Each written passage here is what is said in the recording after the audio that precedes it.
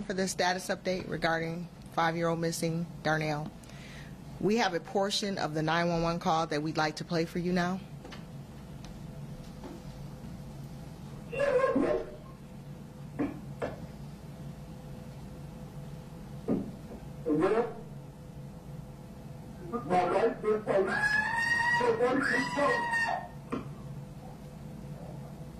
wife is what? She killed our foster child. She just told you she killed our foster child. Okay. She just told you she killed our foster child. Where? I just got that bill with his bedroom. He was not here. Okay, what's his name?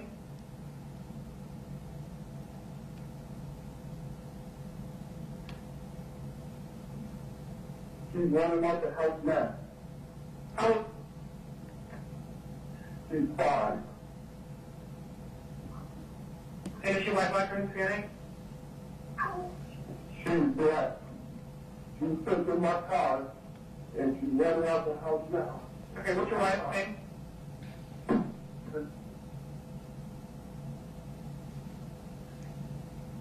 Okay, what's your name? Gray, Jeep Cherokee, the license plate is J-I-G-G-G, with, yeah, I'm sorry, J-I-U-R, with like 2 eyes, that look like the Roman numeral 2. She's not involved right now. Okay, give me that. Okay, hold on, sir. What's that tag again? What's that tag again? J-I-G-G-B. GGB, okay. And the 2 eyes that look for the Roman 2. He said it was like 4 weeks now. The complete audio recording will be made available to you after this update. As you heard from the portion of the 911 call that you heard, we have significant reason to believe that Darnell could be in danger. As a result, felony of the 3rd-degree child endangerment charge was filed, as well as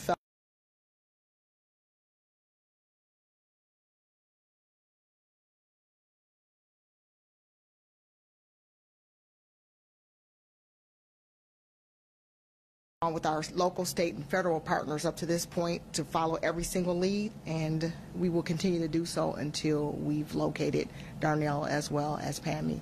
I'm going to bring Deputy Chief Weir up now so that he can go over a couple of more videos for you.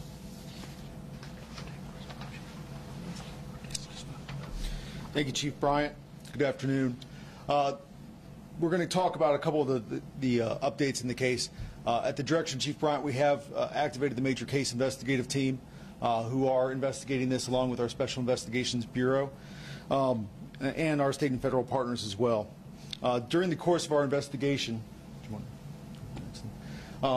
we wanted to show, as officers were responding to the scene, that 911 call you just listened to came in at 3:03 in the morning. As one of our officers were responding to the scene, they think this is near the intersection of Livingston and Lockbourne. They are driving to the scene.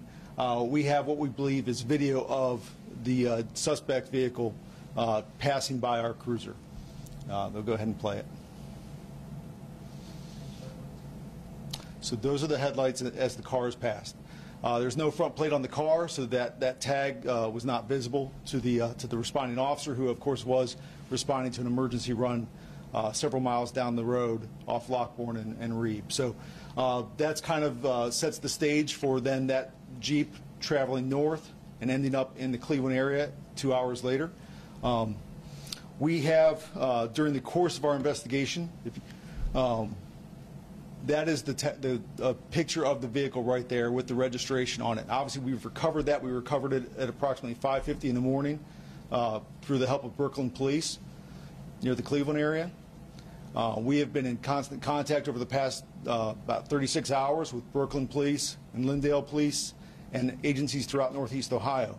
We are asking for the residents of Northeast Ohio, specifically the people that live in the area of Memphis, 117th, the village of Lindale, the city of Brooklyn, and the city of Cleveland in Northeast Ohio, to look at that picture and tell us if they saw that car anywhere in the early morning hours of Wednesday morning, probably between the hours of 5 a.m. and 6 a.m. If you saw anybody in that car, if you saw them stop at a business, if you own a business, you own a gas station, any kind of carry-out store, anywhere that they might have stopped for a break, if you saw the occupants of that car, please let us know. You can call our tip line at 614-645-2228. And we are actively trying to get more tips about the location and the whereabouts of that car in that early morning hours of Wednesday morning. So I will return it to Chief Bryant. As you can see up on the screen, we just wanted to provide some additional pictures of Pammy Maye. We want to be able to, if anyone has seen or think they may have seen her, to please, again, contact that tip line. No matter how insignificant of a tip you may think it is, we are asking, we are pleading for residents to reach out and let us know. We are looking for a timeline. If you've seen Darnell, if you've seen Pammy Maye for the past week, we are asking, again, for the public's assistance to reach out and give us that information. That tip line, again, is 614-645-2228. That's 614-645-2228. I'm also going to plead to Pammy if she's watching this. Pammy, if you're watching this, could you please reach out and contact us? We need to know that Darnell is safe. We are asking you, Pammy, and we need to know if you're safe. Reach out, contact us, let us know that you're okay. We're asking for the public's assistance. We've greatly appreciated the tips that we have gotten thus far, and we've left no tip unturned. If we get a tip, we're going to follow it. Please, we are imploring to the public, if you've seen anything, no matter how insignificant you may think it is, reach out to us and call the tip line, 614-645-2228. And with that, we'll open it up for any questions. Chief, ABC6 here. I'm Deputy Gray. I have a question about Pammy Maye. During the investigation, have you guys learned anything about her backstory or her history? Does she have a history of mental illness? We're still investigating again and finding out any tips or any leads that may give us insight into why this occurred. So I can't speak to her mental status because we have not gotten anything from any doctor or anything like that. Do we know when the last time is that Darnell was seen by anybody? We're still trying to figure that out, which is why we're asking for people to call in to the tip line and give us any information, no matter how insignificant you may think it is.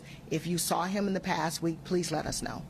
Chief, sorry, there's a lot of speculation online from people and theories, of course. You know, you're working this investigation yourself.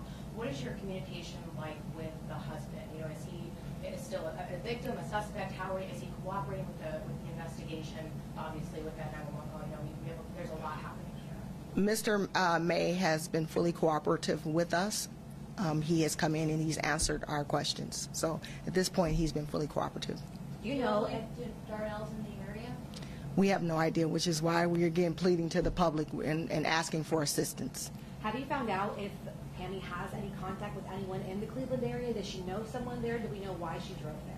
We're still investigating and looking for that information as well. And we're pleading not just to our local community, but to anyone in Cleveland or even outside the state.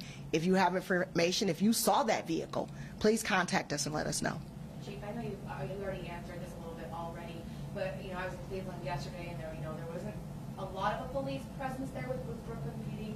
But is there any way or anything that you know that tipped off police to where the vehicle was and where it was parked and where it was and after it was towed? Do you have any links to what tipped off police to go to that area to find the car? Well, we know that there was a flock camera that hit on the license plates of that vehicle. So the tips that we've been receiving, the technology that we've been using has been very grateful or very beneficial in helping us to be able to locate the vehicle and get the information that we have thus far. But we still need a lot of help. We're asking for the public to please let us know. Do you know if he was in pre-K or kindergarten, or was he in school at this time, Darnell? I don't know that answer, so I can't. Can I ask one more question about the car? Was the car towed? Is it back here in Columbus? Is it being looked at in Brooklyn? Is there anything in the car that leads you to believe that anyone may be alive? Or? At this point, we don't have any information regarding that. obviously, it is part of the investigation, so we're going to do everything that we can to process that.